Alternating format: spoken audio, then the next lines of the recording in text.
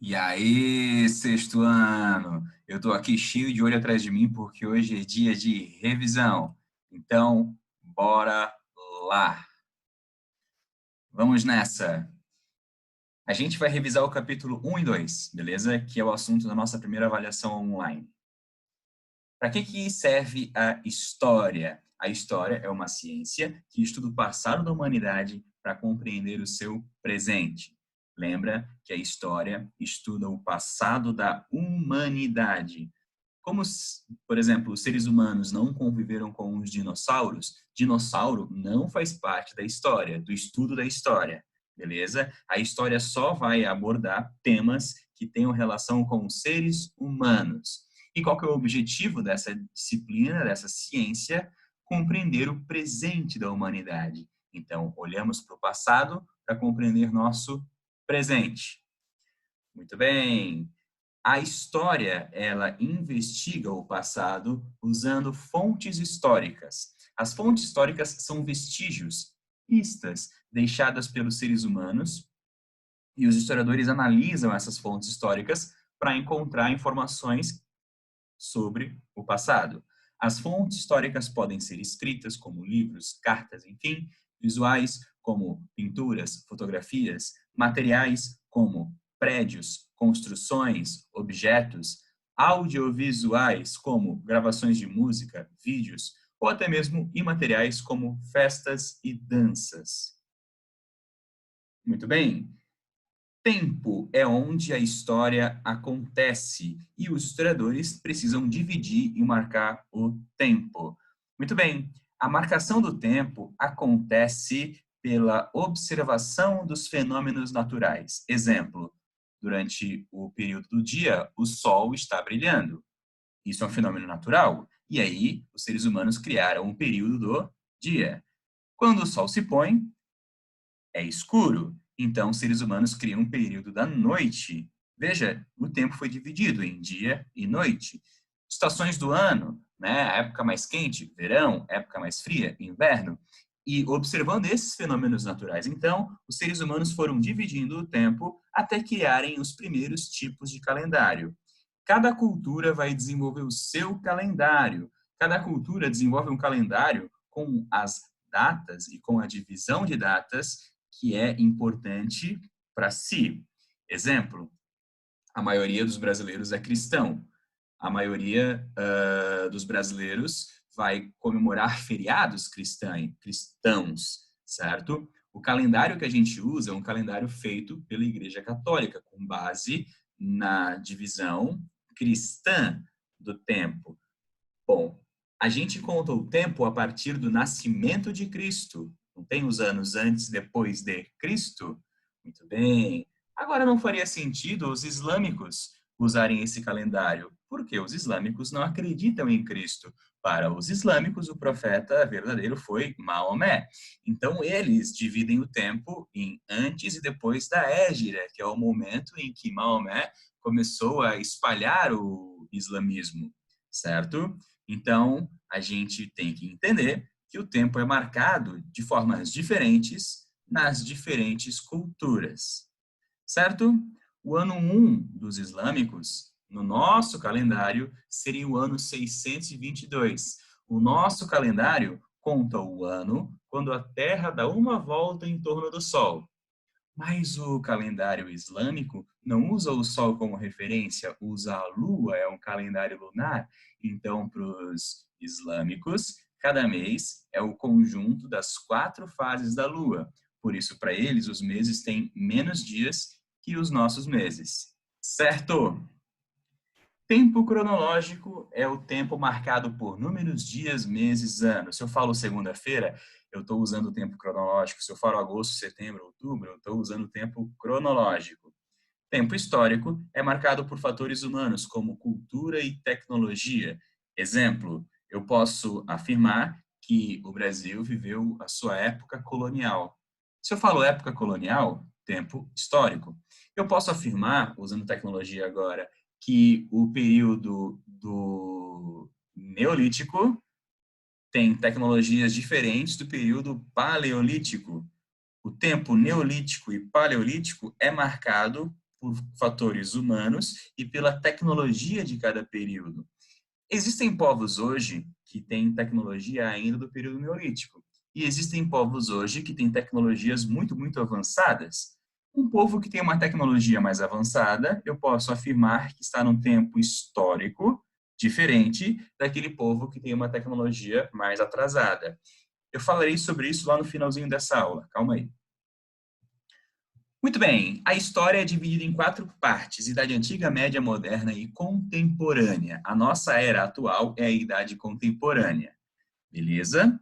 Muito bem. O nosso tema de estudo nesse início do 6º ano é a pré-história. E a pré-história é tudo o que aconteceu com os seres humanos antes da invenção da escrita. A invenção da escrita ocorreu há 4.000 antes de Cristo. Então, a Idade Antiga, ela começou em 4.000 a.C. com a invenção da escrita. Tudo que veio antes da Idade Antiga chama-se pré-história. Beleza? Séculos e anos, vamos nessa. A gente divide o tempo utilizando séculos. O século é um conjunto de 100 anos. Muito bem.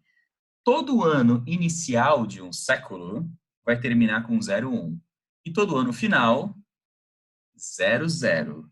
Ok? Um exemplo, século XIV, começa no ano 1401, portanto, final 01, e termina no ano 1500, portanto, final 00. Dica: o nome do século mais 00 atrás forma o ano final desse século. Um exemplo aqui embaixo. Século 20. O nome do século é 20. Se eu colocar 00 junto do 20, dá 2000. O ano 2000, portanto, é o ano final do século 20. Então, se eu sei o nome do século, é bem fácil eu conseguir achar o ano final desse século. Ok. Resumindo, os séculos são períodos de 100 anos, iniciam com o final 01 e terminam com o final 00. Para encontrar o ano final de cada século, basta pensar no nome do século acrescido de 00. Exemplo que eu dei agorinha. E para encontrar o ano inicial, basta eu diminuir 99 do resultado que eu tive com o processo anterior. Por exemplo, século 13, para encontrar o ano final, 1300. Ou seja, o ano final do século 13 é 1300. Para encontrar o ano inicial, eu tiro 99. 1300 menos 99, 1201. Por isso, o século 13 começa no ano de 1201 e termina no ano de 1300. Aí! Agora, iremos para o capítulo 2, os primeiros grupos humanos. Galera, a maior parte da história do ser humano nesse planetinha aconteceu lá na pré-história. A maior parte, certo? E a gente conhece esse período por estudos arqueológicos que analisam fósseis humanos, fósseis de outros animais também, pinturas rupestres, objetos que eles produziam naquela época. Então, pela análise dessas fontes históricas todas, a gente consegue conhecer o que ocorreu na pré-história. Mas atenção, a pré-história não possui fonte histórica escrita. Por quê? Porque a escrita foi a invenção que finalizou a pré-história. Então, a gente não vai ter uma carta ou um livro feito na pré-história, pois na pré-história nenhum povo escrevia. Beleza? Ah, mas não tinha pintura rupestre? Claro, tinha. Só que a pintura rupestre, ela não é escrita, ela é pintura. Muito bem.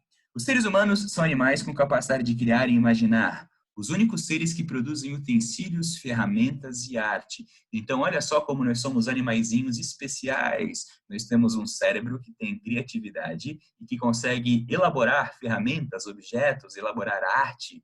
Nenhum outro animal é capaz de fazer isso com consciência. Beleza? Um João de Barro, ele vai fazer a sua casinha, ok? Só que o João de Barro não vai ampliar a casinha, fazer uma piscina, colocar Netflix e essas coisas assim, não é? Porque o João de Barro não tem criatividade. Ele faz só o que o instinto dele é programado para fazer. Nós não. Nós conseguimos criar, inovar, elaborar coisas novas. E essa é uma capacidade humana. Usem suas capacidades humanas, galera, para o bem. Períodos da pré-história, paleolítico e neolítico. E aqui tem as principais características desse período. Paleolítico, nomadismo.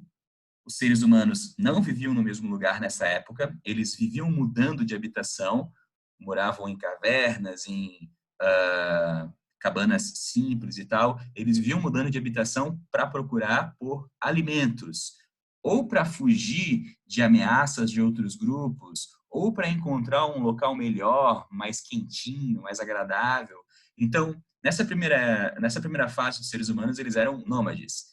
Os primeiros seres humanos, portanto, só caçavam e coletavam frutas e vegetais das matas. Eles não produziam o seu próprio alimento. As ferramentas, os instrumentos deles eram feitas com pedras, ossos e madeira lascada. Lascado quer dizer quebrado. Então, eles quebravam pedras para fazer lâminas, por exemplo, e servir como faca. Naquela época, eles sabiam como manter o fogo aceso. Inicialmente, eles controlavam o fogo, e no final do Paleolítico, eles aprendem a produzir o fogo. Então, no início, apenas aquele fogo que acontece na natureza porque caiu um raio, enfim, esse fogo era pego pelos seres humanos, eles tentavam manter esse fogo aceso o máximo de tempo possível. Eles não sabiam como produzir o fogo ainda. No final do Paleolítico, é que alguns grupos começam a produzir o fogo.